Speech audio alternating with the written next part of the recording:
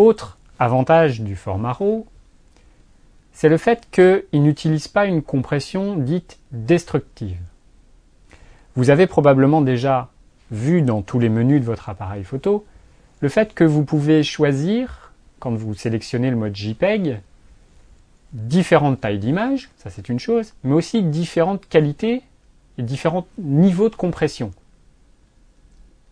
Vous pouvez avoir, alors ça va être, ça dépend des marques, ça va être fin, très fin et moyen, ou très compressé, peu compressé, enfin ça porte différentes appellations, il y a aussi différents petits pictogrammes selon les marques. L'idée c'est que quand vous enregistrez des images en JPEG, il y a forcément une destruction d'informations par rapport à ce que votre capteur a enregistré. Si vous pouvez mettre autant de JPEG sur une carte mémoire, et si ces différents niveaux de compression influencent sur le nombre d'images que vous pouvez mettre sur votre carte mémoire, c'est parce que, à un moment ou à un autre, l'automatisme inclus dans le boîtier qui crée le JPEG, il applique une compression sur l'image, qui lui permet de prendre moins de taille, moins d'espace sur votre carte mémoire, mais qui amène aussi une destruction de sa qualité. Alors, destruction, c'est un grand mot. Ce que ça veut surtout dire, c'est que vous allez avoir, par exemple, si vous utilisez le mode de compression le plus fort, vous allez avoir des pixels, des groupes de pixels qui vont être regroupés en un seul bloc. Typiquement, quand vous prenez des aplats de couleurs, par exemple un ciel bleu presque uni, au lieu d'avoir un point par un point bleu avec chacun une petite nuance de bleu différente, parfois vous allez avoir des gros regroupements, genre 10 pixels par 10, qui ont la même couleur unie.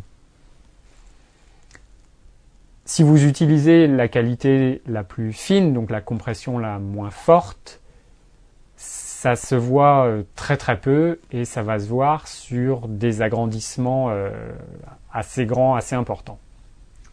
Mais dans tous les cas, il y a quand même une compression qui est appliquée. Quand vous utilisez le format de fichier RAW, il n'y a pas de compression destructive. C'est-à-dire que votre boîtier enregistre bien les informations de chaque pixel. Chaque pixel a bien sa propre couleur qui ne dépend pas de ceux qui sont à côté. Malgré tout, il y a une compression qui est dite non destructive, qui est à peu près l'équivalent des fichiers zip. Si vous êtes habitué à utiliser ça sur ordinateur, quand vous compressez un document Word en zip, quand vous le décompressez, votre texte il est encore entier, il n'a pas été amputé de certaines lettres. Sur le format de fichier RAW, c'est pareil. C'est une compression, c'est un algorithme assez intelligent qui permet de regrouper des informations pour que ça prenne moins de place, mais sans supprimer ces informations. On donne souvent comme exemple pour expliquer cette compression, si jamais dans votre fichier vous aviez une série de 10 zéros, au lieu d'avoir 0, 0, 0, 0 comme ça 10 fois, l'algorithme va écrire 10 fois 0.